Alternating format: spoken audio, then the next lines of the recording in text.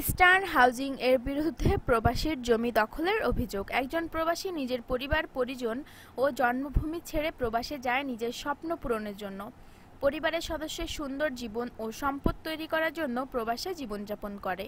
প্রবাসীরা বাংলাদেশের অমূল্য সম্পদ, তাদের শ্রম দেশের উন্নয়ন অগ্রগতি পথ প্রদর্শক। রেমিট্যান্স এ দেশের অর্থ-সামাজিক বিকাশে অনুঘটক। পৃথিবীর উন্নত অনুন্নত রাষ্ট্রের প্রধান অর্থনৈতিক চালিকা শক্তি প্রবাসীদের উপার্জিত আয় রেমিট্যান্স। রাজধানীর দক্ষিণ বনশ্রীতে অবৈধভাবে প্রবাসীর জমি দখলের চেষ্টার অভিযোগ উঠেছে ইস্টার্ন হাউজিং লিমিটেড এর বিরুদ্ধে।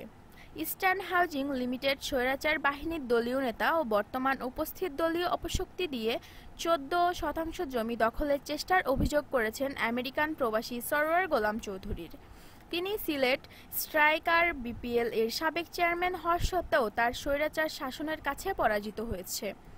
স্বদেশ নিউজ ও স্বদেশ টিভিকে আমেরিকান প্রবাসী সরওয়ার গোলাম চৌধুরী জানান, আমি গত 15/3/2023 তারিখ আনোয়ারা বেগম, স্বামী তৌহিদ আলম, পিতা মনু মোল্লা, ঠিকানা 185/1 সি নং পূর্ব গোরান, খিলগাঁও, ঢাকা জেলা হতে থানা সবুজবাগ হলে খিলগাঁও, মৌজা গোরান, ঢাকা দক্ষিণ সিটি কর্পোরেশন, ওয়ার্ড 2, দক্ষিণ বনশ্রী জামে মসজিদ ও ঢাকা ওয়াসা 9 নং পাম্প, তিতাস রোডের দক্ষিণ পাশে স্থিত জমির পরিমাণ 14%।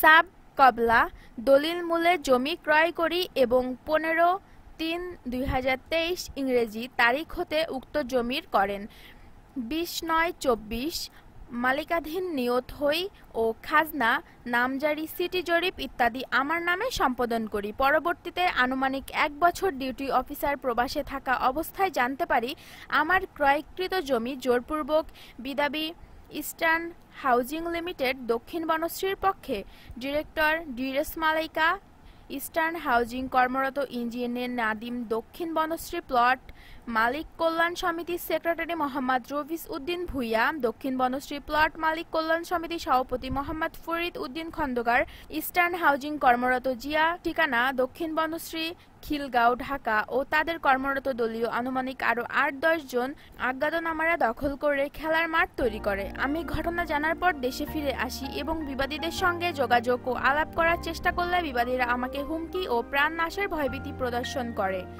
এবং বিবাদীরা আমার মালিকাধীন জমির দখল করে জোরপূর্বক পায়তারা করে আমার ক্রয়কৃত জমির ভুয়া মালিক বলিয়া প্রমাণ করার চেষ্টা করে। প্রকাশ করে থাকে যে উপরোক্ত বিবাদীরা 17 বছর ধরে আওয়ামী লীগের ক্ষমতা প্রয়োগ করে অবৈধভাবে জমি দখল করে আসছে। স্বৈরাচার সরকারের সময় ব্যক্তি পর্যায়ে ক্রেতাদের যেমন হয়রানি করা হয়েছে, ছাত্র জনতা গণ অভ্যুত্থান পরবর্তীতে ঠিক একইভাবে অন্তর্বর্তীকালীন সরকারের সময়ে উপস্থিত দলীয় রাজনৈতিক ক্ষমতার অপব্যবহার করার চেষ্টা করেছে। ব্যক্তি পর্যায়ে আমাকে হয়রানি করা হচ্ছে। আরও প্রকাশ থাকে যে ইস্টার্ন হাউজিং জমির মালিকানা দাবি করিয়া জেলা ও দায়রা জজ আদালত ঢাকায় একটি মামলা দায়ের করে, কিন্তু উক্ত জমি তাদের নিজ নামে কোনো খাজনা খাজির প্রদান করিতে না পারায় জেলা ও দায়রা জজ আদালতে মামলাটি খারিজ করে দেয় এবং বিবাদীদের অবৈধ ঘোষণা করে। এমন অবস্থায় উপরোক্ত বিষয়টি আমি খিলগাঁও থানায় সাধারণ ডায়েরি করেছি, যার ডিডি নং 1444 তারিখ 20/9/2024 ইংরেজি।